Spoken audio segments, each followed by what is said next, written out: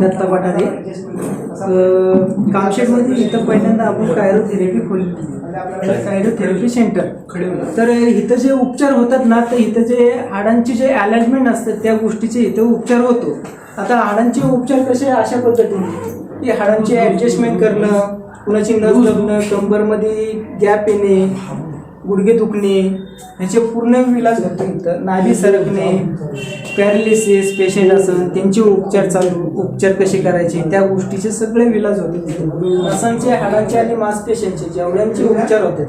हाडांमध्ये lock असेल, पूर्णपणे movement होत नाही, तर त्याचे उपचार ह्या ठिकाणी होतात कायरोप्रॅक्टर.